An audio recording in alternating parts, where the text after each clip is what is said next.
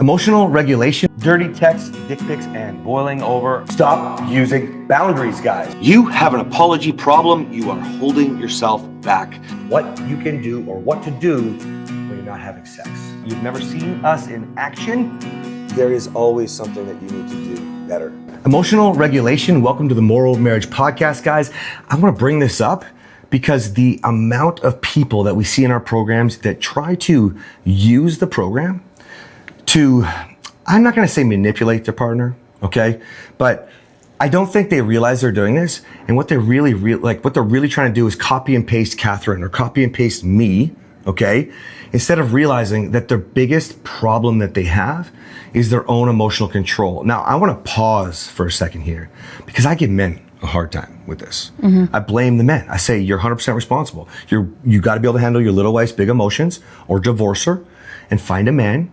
You can not have to deal with emotions, fuck all the time. Maybe he's your sugar daddy, okay? Gross. But yeah, gross. But like, here's the thing. Kathryn, she's in tremendous emotional regulation, okay? She still gets emotional. But she's allowed to feel. She's allowed to get, but like, they're not long, like, cry fests. They're not long anger fests. They're not, or frustration would be a better word, you know? But Kathryn's the first one to tell her clients, for women, you still have to be in control, right?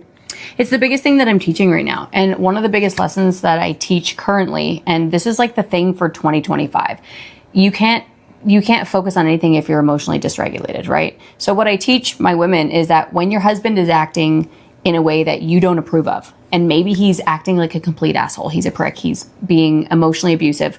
I was that guy. How you were, yes. And there's a lot of you out there that were just like him. And there's a lot of women out there that are dealing with it, and vice versa. And vice versa, yeah. Yes. How are you going to act based on who you want to be, not on who you think he deserves in that moment? So you might think he doesn't deserve my empathy in that moment. Well, who do you want to be? It has nothing to do, who you are has nothing to do with who he is. Who were you created to be? How are you going to emotionally regulate so that you can stay in that empathetic, compassionate state and not get defensive and not get contemptuous and get reactively abusive? How can you be that person? Well, you can't do it if you're emotionally dysregulated because you jump, I call it the crazy train. When you see something from your partner that makes you feel overwhelmed, triggered, dysregulation, really big emotions, that's him. You'd say he's causing that, but really you're allowing it to put you into a state of dysregulation. And you can't make any decisions from that state. Now you get on the crazy train. So you recognize that he's on the crazy train. If you recognize it, you have a better chance of staying off of it. The moment you start reacting to your partner, and this goes both ways, I'm speaking from the woman's perspective right now. The moment that you see that in your partner, this is your chance to brace yourself and to stand in your strength and to try to maintain emotional regulation so that you can think straight, so that you can act in a way that's nurturing and compassionate. Isn't it sad when your husband is acting like a lunatic? It is. Don't get defensive and angry at him. Have compassion. Wow, it must actually suck to be that crazy. You can even use those words. It must suck to be that crazy. Or to be feeling that, you know? Yeah, and you can, to make light of it, you actually say, wow, it must suck to be crazy like my husband. What I meant was like, break away from that, because, you know, we hear a lot about people being depressed. Man, woman, doesn't matter who. And that depression sends you into your own spiral. That's emotional dysregulation. What I teach the men is in the triangle. You know, they want to know the fastest way to know if they're in the nice guy triangle and if they're acting out of alignment with their identity of, like, meaning who they want to be, exiting the triangle. Well, if you're acting in anger, depression, acting with anxiety, fear, you're probably not looking at the actual emotion that you're feeling right now. And so when you're latching on and depending on your partner's mood or energy or feelings, and it alters who you want to be, your identity, like she said, standing on your own 2 feet in your own strength, okay? I love that. Alters your identity. It alters your identity. It takes away from every direction that you're trying to go. I'm going to bring this to a really good point. When you get to, so our Morrow Marriage method is inspire, so that's when you're learning. Lead, that's when you're using the tools you're learning and implementing and reflecting on them. And people are following you. Purposely, hopefully, having somebody give you a reality check, okay? Because you're learning emotional regulation, okay? And then you get to a stage where you start inviting your partner to join you. I'll use anger as an example. Hey, babe, same team, same jersey. I need you to put the iPad down. Why am I saying that? Because I know she smashes it. Not Kathryn, but the clients that I'm thinking of. I know she smashes iPads and slams doors. I don't need to point that out. She fucking knows it. I just need to say, hey babe, can I have the iPad please?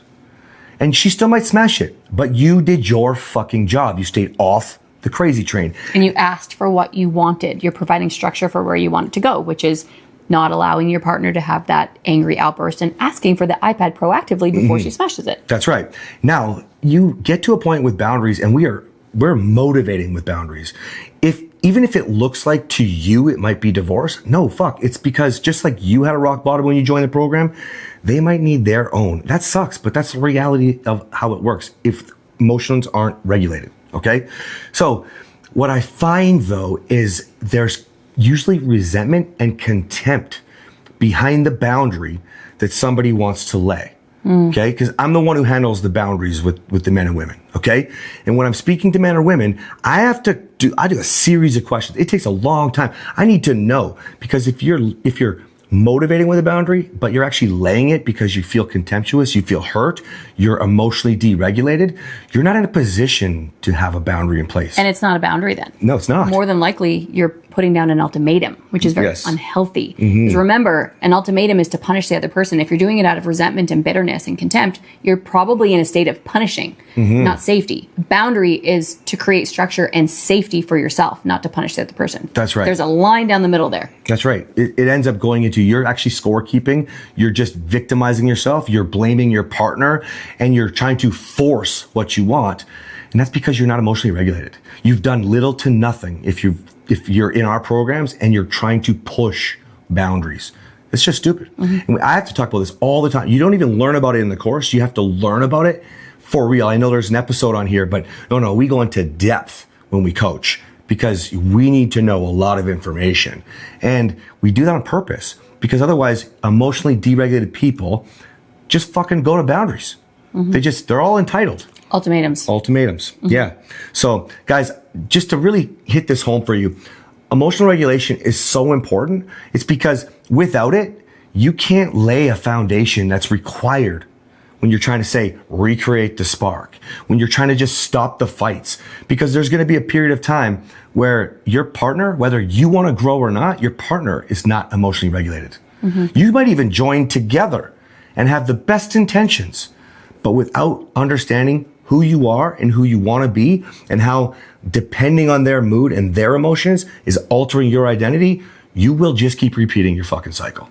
Make it worse, actually. Yeah, it's a hamster wheel that just keeps spinning and spinning and spinning. Okay? Anything else, baby? All right, guys. We'll see you next time. Bye.